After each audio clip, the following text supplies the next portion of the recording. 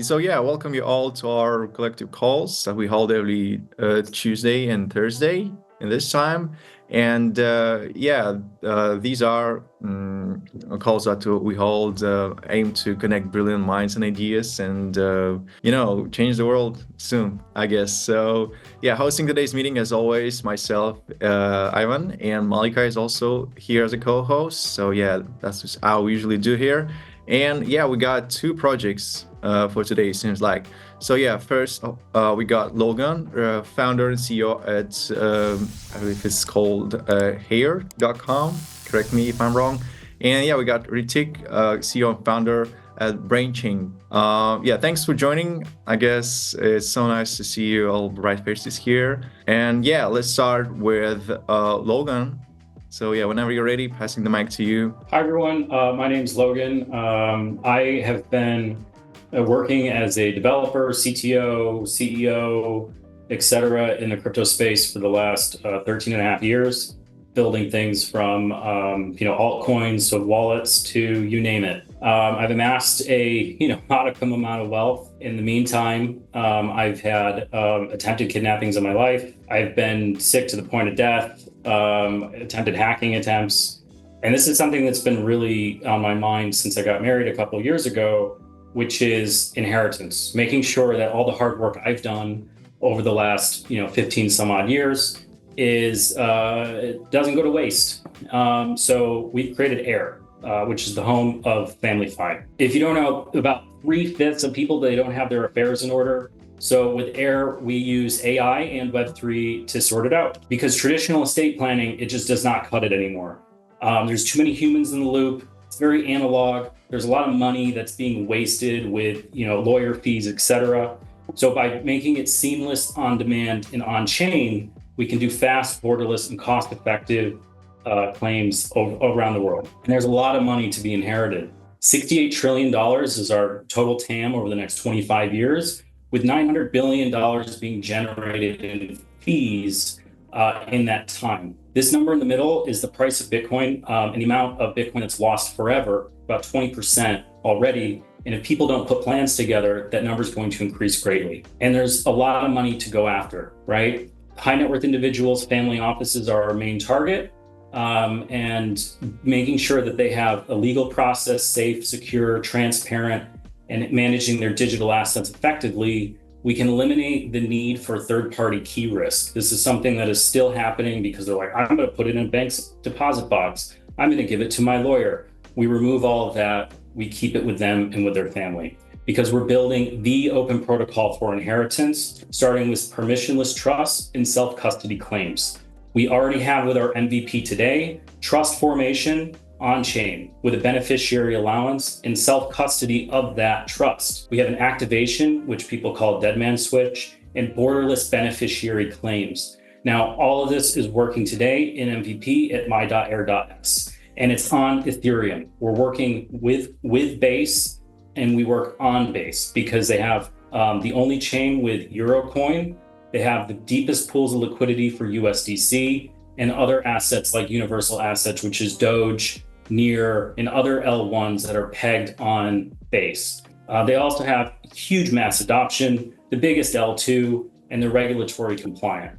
We make money with this, with setup fees. People can upgrade to name their estates. We have a subscription-based MRR, ARR system and a credit system in which they can upgrade for advanced AI features. The long tail is claim fees. When someone is claiming their inheritance, we make money there.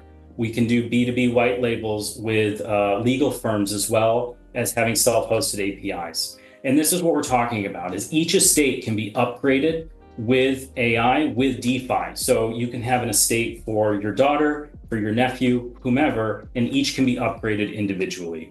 And we are looking for early stage growth capital, mainly for compliance and licensing. Lawyers want to get paid. Everybody is working for sweat inside, but we are starting to do territory expansion, and we need to get licensed in these regions to do business. It's my wife and I, we're a family company. We're started by this. My wife is 12 and a half years in traditional finance, building billion-dollar hedge funds. And you know about me building in DeFi. So this actual marriage and this marriage of traditional and DeFi really working towards tech and innovation.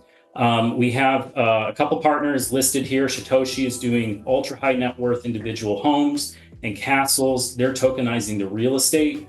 We're going to do everything inside: the heirlooms, the portraits, the jewelry, the antique furniture. We're going to make sure all of those go on chain and then get put into the estates of the people. So Piaverse, we did a B2B white label of, and Zokio's done our audits. That B2B white label generated 30,000 clients for them and netted $600,000 in revenue. We've done a roadmap here that we're starting on our venture trail, but we continue to introduce features along the way. And we're actually, this is a bit of a product roadmap deck where we're going to start to reskin a lot, add more features. This is all through the end of the year. And really build our new website into the home of Family Fi, bringing this back to why families need to come together and be educated towards what DeFi is, while bringing in the next generation of users with products like ResponsiBit, something that I built in the past that I'm bringing back up, which is going to be a responsibility chart unlocking allowances for children using the same technology that we have today. We're raising $250,000 at a $5 million valuation in our pre-seed, and we're the home of Family Fi. Yeah, thanks, Logan. Can I ask, how do you face like different regulations in different countries? Because I know that in different countries, I think in Japan, like whatever you wish, even if you want to, like your family to stay without anything, by their law, like everything goes to your children or something like this, like. All the regulations of in different countries are different. Yeah, so it's going to be a country by country, and some in like America, it's state by state. There's also religion by religion, right? So if that's important to you, we're updating our onboarding flow to kind of do that questionnaire. Is religion important to you? If so, which religion are you? And then we'll build the rule set based on that. And then if, we're again discussing with our lawyers and estate attorneys, does religion supersede what the country's laws are? And in some cases it does, like if you're in the Middle East or what have you, sometimes that's the same law. So it is going to be on a case by case, and we're trying to automate as much of that as possible. On the long tail of it, we're also ensuring that the things that get put on chain do get a kind of human lawyer law firm approval, so that there's no disputes in the will reading room. Okay, thank you. Yeah, guys, if you have any questions, raise your hand or you can text your question here in the chat. Okay. There is a question here. One, so yeah, do you want me to read to Ivan or? Yeah, sure. Go ahead. Okay. What trust or risk bottlenecks address of chain data being rewritten as blockchain data? I assume a fraudulent death certificate is out of scope, but I've seen other projects like Ternoa struggle with official status of a living or dead person without limits to a certain jurisdiction of third-party API. Yeah, it's a great question. So currently, we say time is your greatest asset. The dead man switch is based on time. Which also leads into, this doesn't have to just be about death. You can set up an estate to unlock on your child's 18th birthday. You can set it up to unlock on certain milestones, currently in time. Our next iteration is going to have multiple verifications of these things, depending on how you set it up. But this is something we've been thinking about, and why we didn't go directly into upload a death certificate, because those can be faked, and they have in the past. Okay, thanks. Yeah, Sheldon, hope Logan answered your question. Also, someone asked for David asked for your email, and we have a raised hand. Please go ahead, Liana. Thank you, Micah, and nice to meet you, Logan. Really quick question regarding the scale or say GTM strategy. I think this is probably not the number one most exciting marketing message. Is like, think about this particularly. How do you be able to reach scale and right, in terms of reaching out to thousands of millions of families?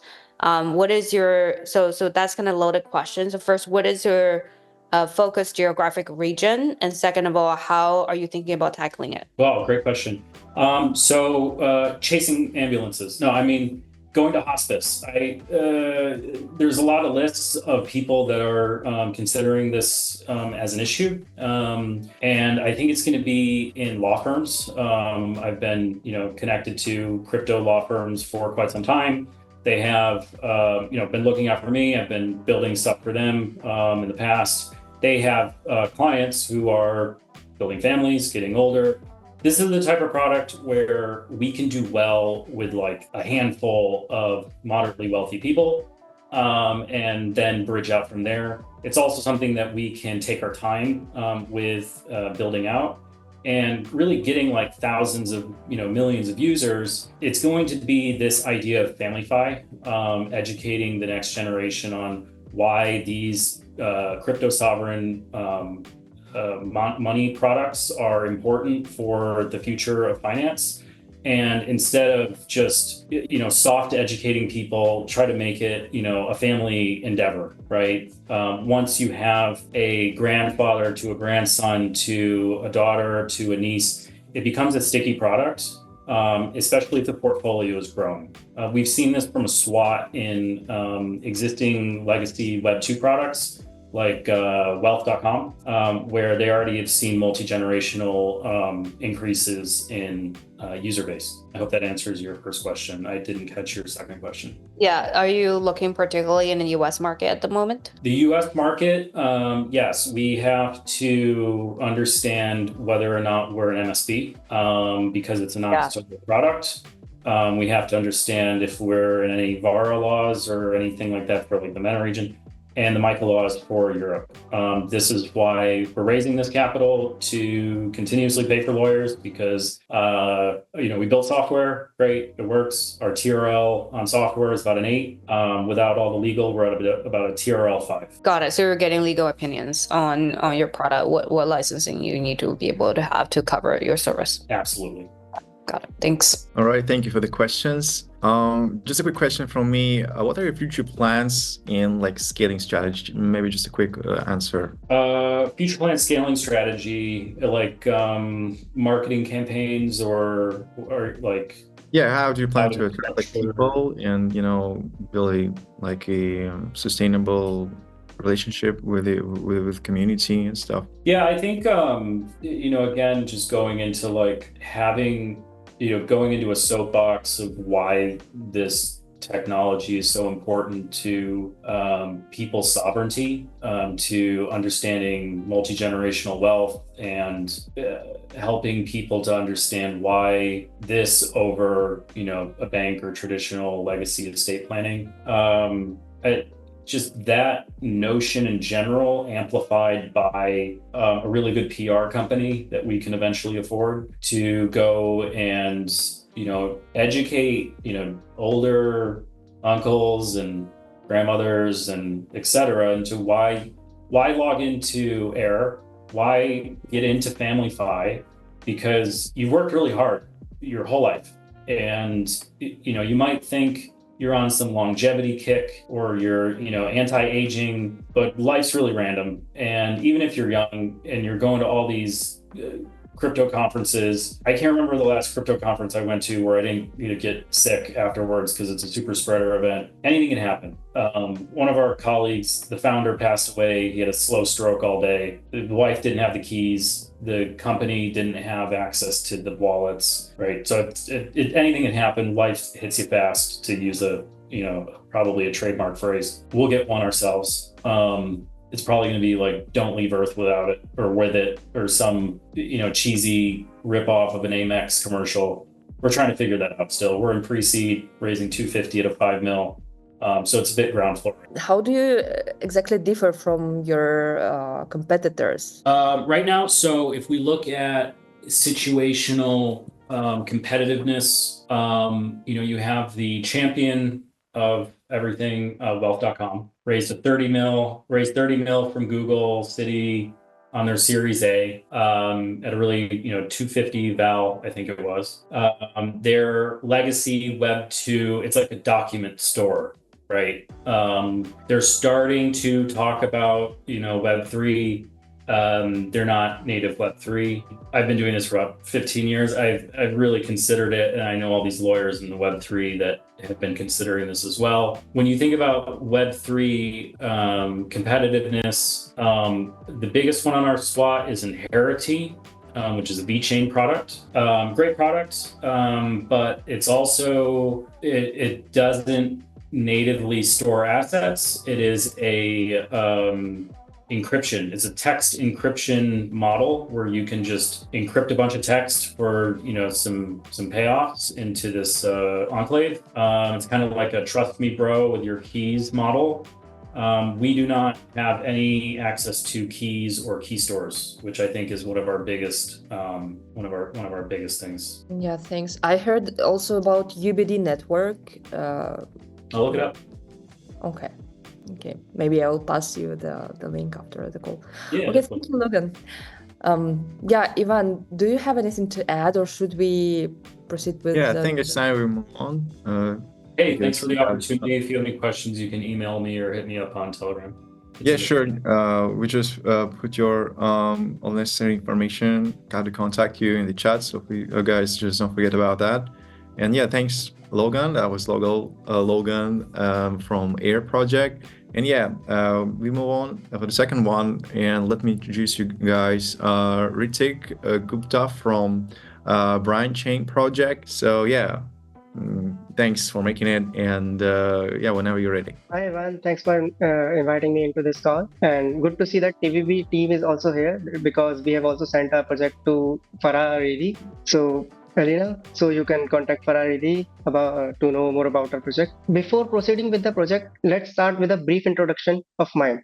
So my name is Ritik, and I am the founder and CEO of BrainChain, and I have completed my graduation in computer science and engineering. I've worked in CD5 for 3 years as a business development strategist and due diligence analyst, and I have also organized NASA SpaceX International Challenge at North Indian level. I worked also as a vice president of CD5 Hodlers Group, and I co-founded Snicey.com. So I left that position right now, and now let's move on to the project. So I've already shared the pitch deck with you guys, so you can see the pitch deck on your screen. So let's start with the project. So BrainChain. So it is the world's first Web3 launchpad and incubator that comes with after-hack fund recovery system. So now you all must be wondering, like, what is this after-hack fund recovery system? So let me give you a brief detail. So we have invented a technique through which we can recover hacked funds from the hacker and send it back to its real user. So it's like, let's say we have 2 users. So one's wallet gets hacked and he lost all his control over the wallet.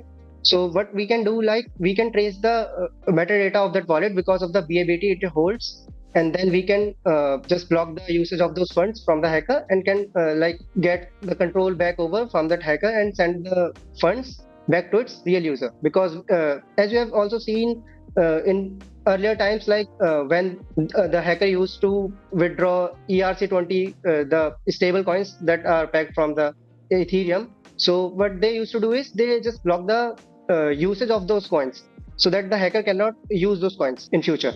So we have also invented a technique through which we can just like trace back the metadata of the BABT token and find out the real user, and on the basis of that we can transfer the funds back to its real user, so the hacker cannot use that particular wallet's funds. If I move to the second slide, so what makes us unique from others? So in the near market, so we have a lot of competition right now here and there. So if you want to stand out from the competition, you need to have something unique in your project, right? So these are some of the features that we are providing. So guaranteed allocation for all tiers. And if you will look into the other projects like CD5 and DAO Maker, so you will find out that they are made their tier 1 to the lottery section. So now you just need to register, and then if you will get selected, then you can just take part in the allocation, right? So but we are not doing that here. So we are providing guaranteed allocation for all tiers. And if the second feature I've already told about, and the third one is already into the project, like the KYC data protection, because we are using BABT as KYC. So you don't need to upload any of your digital identity or your like email, phone number, national ID card, or driving license.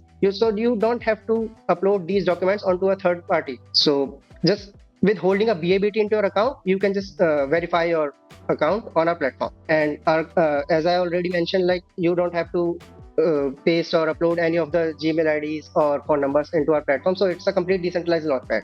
So, and because of the advanced algorithms, we are running few cron jobs into the backend so that the each and every wallet's getting checked that it holds a BABT or not, so that we can in future can regain the control over that particular wallet. And easy to navigate UI, it's basically the UI design.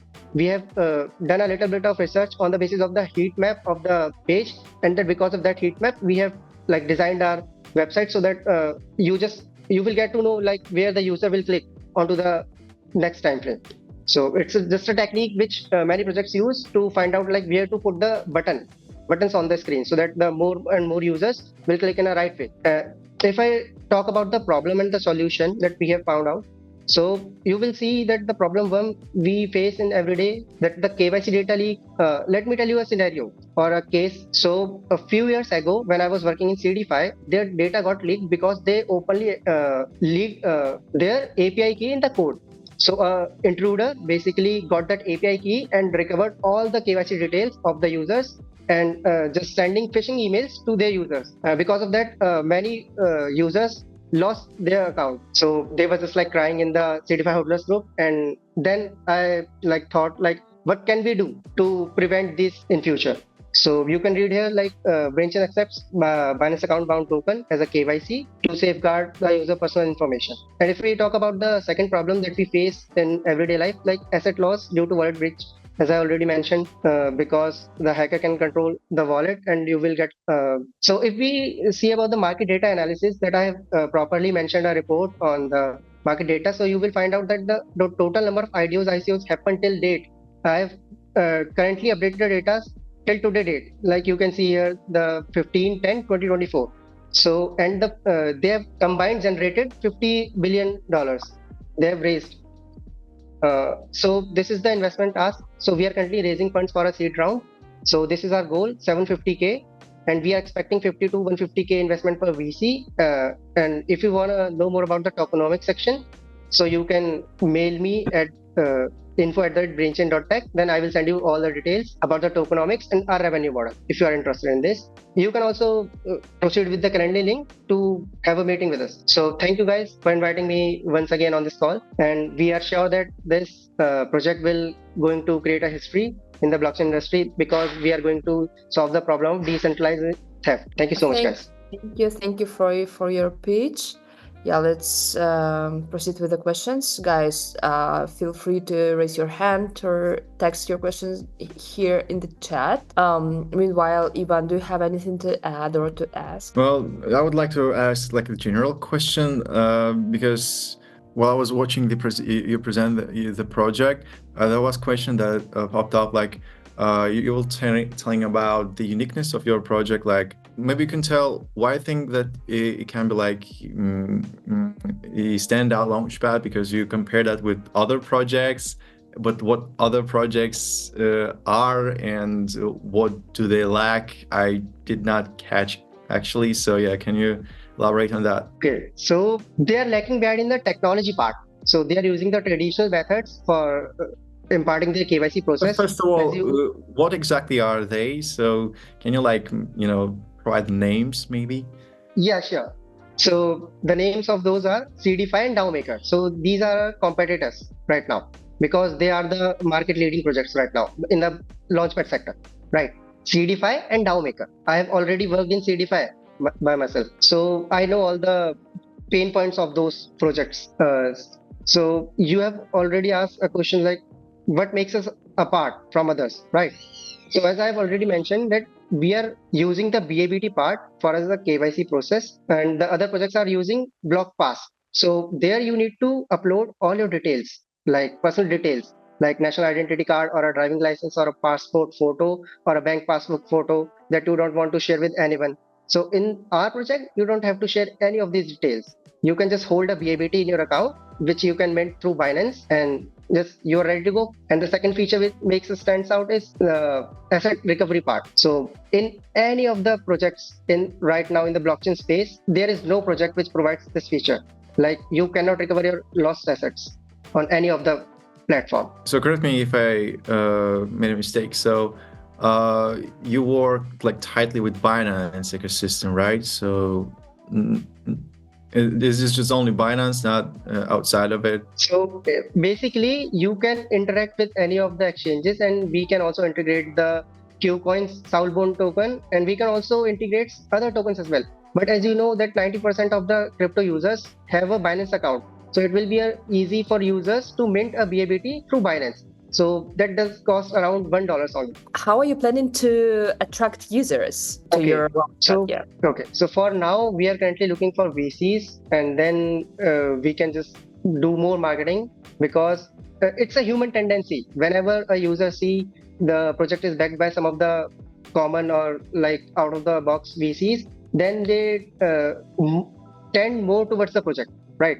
So this is our like perspective towards our project. So that first we need to gain a number of VCs or onboard some of the VCs onto our project, and then we will start doing marketing so that we can show our users like we do care about our users, and we are like currently doing a long-term strategic partnership with other VCs. Okay, thanks. We have a question here. Does the team have any experience in cybersecurity insurance, or is their risks considered limited to on-chain security? Phishing can be difficult to reinforce without maintained requirements in Launchpad projects. Thanks. Okay, so Sheldon, so if I talk about the cybersecurity insurance part, so I have myself find out a bug in my college website at that time when I was completing my graduation. I'm myself a cybersecurity guy. But if you will talk about the insurance part, we can do insurance of our particular project. But here we are talking about the user's wallet. We are not talking about our wallet. So you have your own control on your own wallet. What we will do is we will help you to recover in your lost assets, right? So there is no need of insurance in this part. Yes, I'm sorry. I think I misunderstood, but that means that you're focused on the users' wallets, the participants in the Launchpad, not the projects. Yes, right. I understand.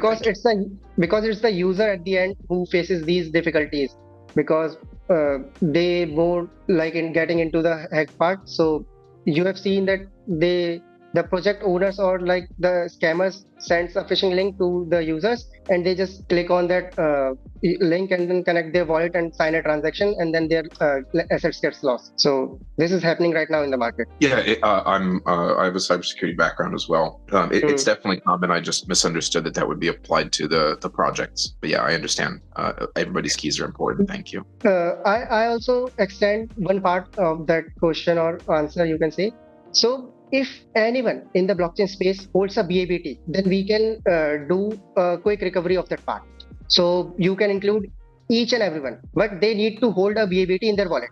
So it doesn't matter if it's a project owner, if it's a project wallet, or if it's a Launchpad wallet, if anyone who holds a BABT in their wallet. So, but they have to be a user of our Launchpad. So what are your plans for like future plans? And tell us more about the scaling strategies. How do you plan to attract more users? Yeah. So we are working like a Volvo company. So as you have already know that Volvo invented seatbelt, and they didn't file a patent for that part, so that other companies can use that product to make users safe. So here also in this project, we are providing this feature, and we also want that other projects will use that feature. So if they want to know that how we have done that, so that they can contact us, and we will let them know that how we are doing this, and we can help make a blockchain a safer place for everyone. Yeah, but what about the scaling possibilities, scaling strategy? Okay, so the scaling part, when people will get to know that there is a Launchpad or there is a project which is providing these features like the asset recovery part, so they will automatically come to our Launchpad, because we don't have many launchpads in the ecosystem right now because there are leading two projects right now, the CDFI and DAOmaker. So when their users will see like there is also another launchpad who is providing these features like the asset recovery part and using BABT for KYC, so they will just automatically jump onto our project to just use our features But because you know, they don't get any that will of the not benefit happen because over here. you have to attract audience and maybe launch some marketing strategy or do some social network activity and stuff. It doesn't happen that users are attracted automatically. Sorry to interrupt in between. For that part, we have also running a airdrop, and we have also in our plans to launch a public incentivized testnet. So where people will use our product and we will give you rewards in exchange for that. Okay, thanks. Gotcha. I think it's time we wrap this up. Thanks, Ritik, for allocating some time and for presentation. It was lovely to hear you. So yeah, guys, wish you best of luck. Let's see each other next Thursday, I guess. So yeah, thanks for the time and see you soon. Good luck. Thanks, Thank you everybody. guys. Really